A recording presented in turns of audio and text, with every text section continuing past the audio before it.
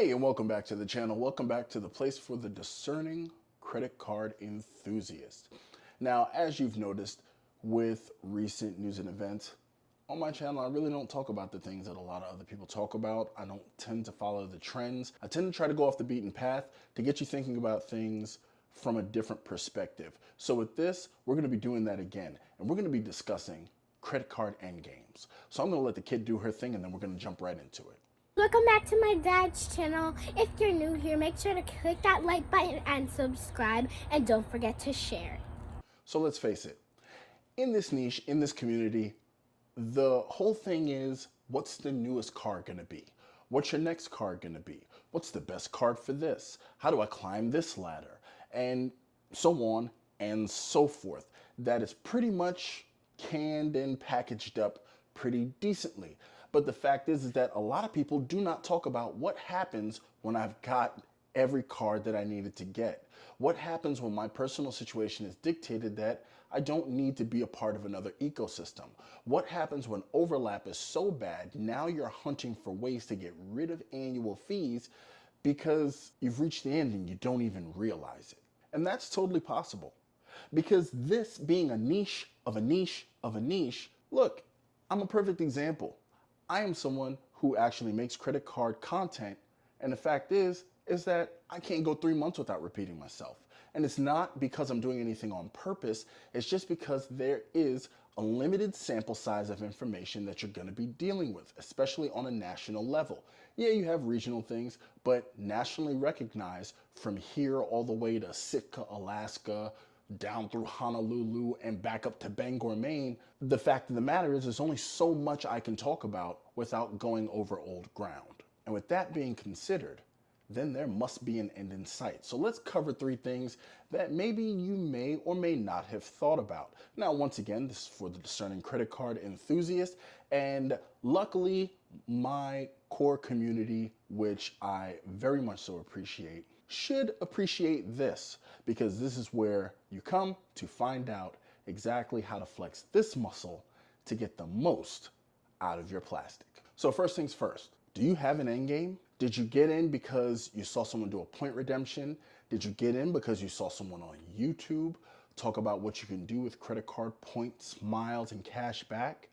Did you get in because someone just suggested it to you? Or was it a byproduct of the fact that someone was explaining credit to you and you saw all the benefits that came with it? These are a lot of questions to ask yourself, but the one that people tend not to ask themselves, and the one type of video, well, one of the types of videos I never see on YouTube, is how to address the end of the line. There's only a limited amount of credit cards. This isn't gonna last forever. So now if you are watching this and you are just getting into the game, you might actually be a veteran in the game. Where's the end point? How many ecosystems are enough? This is something that you may want to ask yourself, because I can tell you for sure, this is not something I asked myself. I mean, you got to check this out here. You see how thick that is? Look at that. Look at that. I'm talking metal, plastic, like a couple mistakes in there. It's a real situation. So the next thing you want to ask yourself is, if you've been doing this for a while, maybe you've been churning, maybe, you've been looking out for sign-up bonuses, the next thing you want to ask yourself is, do you even know if you're in your end game? Are you grading credit cards just to get credit cards? Are you getting ones because you hear that they're popular and you find yourself burning the midnight oil trying to find an application for them in your life where they don't easily slot in, even if they wind up in a sock drawer? Sock drawer chronicles. Have you checked your sock drawer lately? The fact is if you find that the credit cards in your sock drawer outweigh the actual socks, chances are you might not be doing something right. Now, a dead card is a dead card. I have a few. Like this oldie but a goodie, the Rakuten Visa. Yeah, there it is. Look at it. Don't want it to get washed out by the light. The Rakuten Visa. This card was retired in September of, I believe it was 2022. The card no longer exists, but I still have that. I even have its predecessor, the Ebates card. I got an iTunes card, which successfully got me onto the Barclays blacklist back before I even had an iPhone. Like I said, I made a lot of mistakes. But the thing is, are you just doing things to do things, or even at the end? Remember, intention follows you all the way to the end. You have to know when to quit. You got to know when to stop. When have you accomplished all that you need to accomplish? It's one of my, it's not an excerpt, but one of my favorite ideals from one of my favorite books, The 48 Laws of Power. You got to know when to stop. And you might want to ask yourself, am I in my end game? You would want to determine this by understanding, do you have the card setups that minimize overlap and maximize efficiency? You might want to ask yourself that. Are you using hybridized setups? Are you catching cash back when you can't catch points? Are you maximizing the points that you're getting so that way every dollar that you spend has some sort of return? If you find that you are doing that at least 90% of the time, chances are you are in the end game and you might just want to slow down and enjoy it. Now, the last and one of the most important questions is, did you know there was an end game? I would hope, at least for people who watch this channel regularly, that this is not news. It should be news. As I said at the opening of the video, there's only a finite amount of cards. There's only so many fanboys that Chase can properly support, or Amex for that matter, because the fact is they have a finite amount of offerings that they can make. And let's just face it, new credit card issuers aren't just popping up like this and that every 10 seconds. You have some very predatory ones that persist and take advantage of people's hard luck and hard times. And then you have more prestigious and more solid ones that simply just make money every time they blink, and they can actually manipulate you with their rules and perceived scarcity.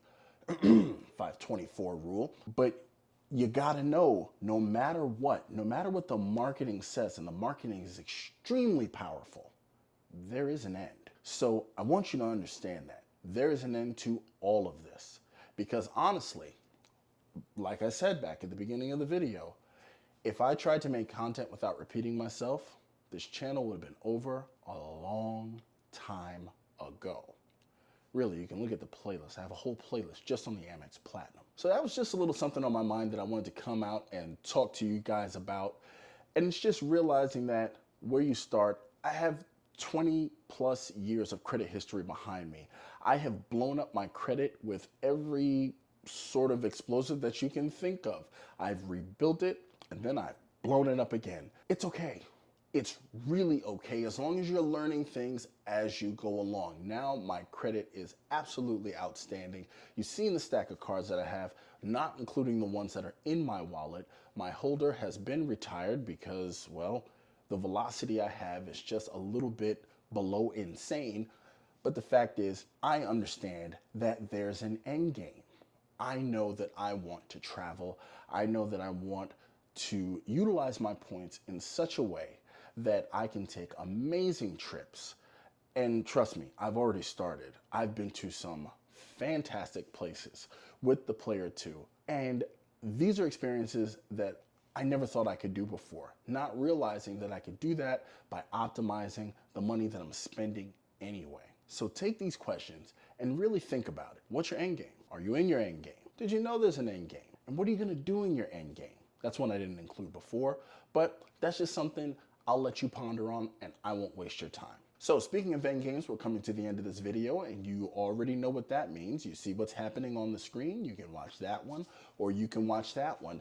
And as always, I don't like to keep you any longer than you really need to be here. So take it easy.